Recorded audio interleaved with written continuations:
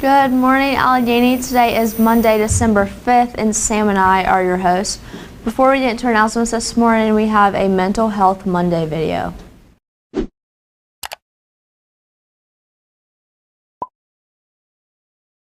Have you ever not done something that you really wanted to do because you felt nervous or anxious about it? Like maybe going skydiving or traveling around the world to a country whose language you don't speak. Or maybe something more day-to-day, like asking someone on a date, or just stepping out of your comfort zone and doing something that you wouldn't usually do. When you don't do these things, when you don't face your fears, anxiety has a tendency to grow. And this is explained by something called the cycle of anxiety or the cycle of avoidance.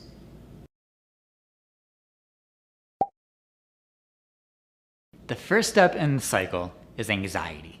This step begins when you're first confronted with that thing that makes you feel nervous or afraid or anxious. When you're confronted with this, you start to develop these uncomfortable symptoms. These are the symptoms of anxiety. Things like a racing heart, butterflies in your stomach, sweating or trembling, or just thoughts of being overwhelmed or afraid.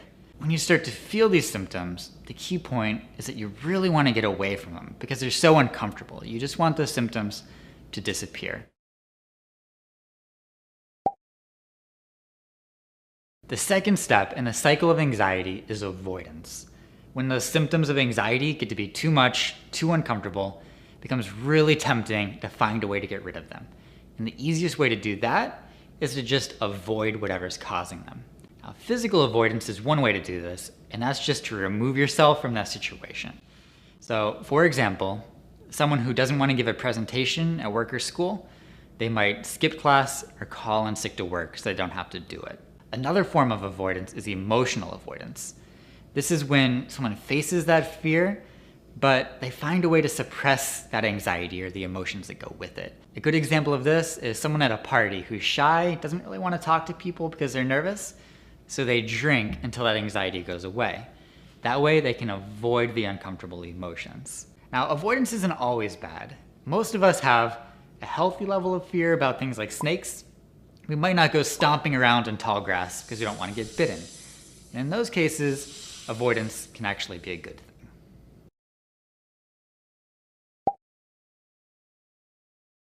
The third step in the cycle is short-term relief from anxiety. What this means is a person's made that decision to not face their fear, and it works. They get that relief. Those symptoms, they go away. You make the decision to skip your presentation, you get to stay home, lie on the couch, watch TV, and it feels really good. The problem is that relief, it's short-lived, and it has costs that come with it. If you skip work, someone else is gonna get that promotion over you. You skip school, you're gonna get worse grades. If you don't ask someone on a date, you might miss a great opportunity. This brings us to the fourth and final step in the cycle, which is long-term anxiety growth. What this means is you've avoided that thing that caused the anxiety, the symptoms went away, and the anxiety lessened, but then in the long term, the anxiety actually grows. This is because when you avoid something, the brain learns a simple lesson. It learns, when I skip school, I feel good. When I skip work, I feel good. When I don't face my fears, I feel good. Every time you do that, it becomes more and more ingrained, and you become more likely to avoid something in the future.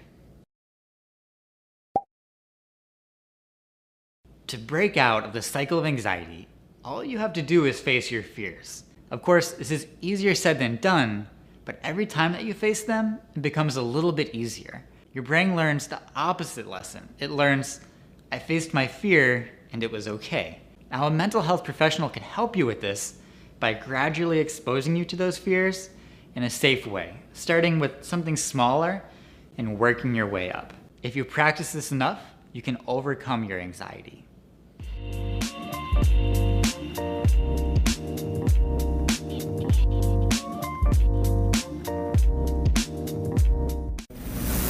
All right, thank you for watching. First announcement I have is that if any students would like to volunteer on the Polar Express train this Friday, December 9th, you can reach out to Nikki Shields, who is the WMRS business manager, at her email, which is nshields which is NSHIELDS@WMSR.com. You also receive service learning hours for volunteering. By volunteering, you will read, show the picture book, and hand out hot chocolate. And then also, our Allegheny School tree is still at the Women's Civic Club. You can go out this weekend and vote for the Allegheny Christmas tree. The Women's Civic Club is located at 515 Washington Street. Friday and Saturday hours are from 4:30 to 7:30, and Sunday hours are from 1 to 4. That's all I have, so I send it over to Sam. Thank you, Bailey. Lunch for today is popcorn chicken, turkey and cheese sandwich, PB&J sandwich, potato wedges, steamed carrots, fruit juice, peaches, and fat-free or 1% milk. And then the lunch for tomorrow is hamburger or cheeseburger, mozzarella sticks, PB&J sandwich, sweet potato fries, green beans, fruit juice, applesauce, and fat-free or 1% milk. And then evening high school begins tomorrow, December 6th. It is from 2:45 to 4:45. Please stop by guidance if you have any questions. And that's all the announcements I have, so we're going to send it over to Adria with weather.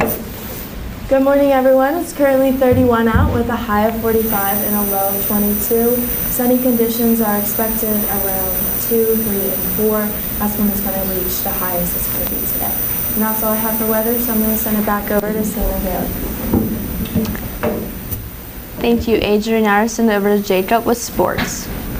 In Allegheny sports news today, the girls basketball team has their opening game against Mountain Ridge, with JV starting at 5:30 and varsity starting at 7 o'clock, and that will be at Mountain Ridge.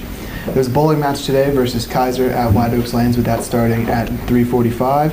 And tomorrow, the boys have their first basketball game at Broadford Christian Academy, with the JV starting at 6 and the varsity starting at 7:30.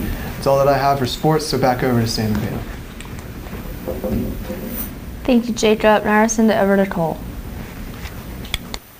Your quote of the day is, "There is something curiously boring about somebody else's happiness." Aldous Huxley said that. Back over to Sam and Bailey. Thank you, Cole. And happy birthday to anyone's birthday today. I think it might be Keith Basenbaker's birthday, so happy birthday. But that's all the announcements I have, so please remain in your Period 2 class until the bell is misses you for Period 3, and have a magical Monday.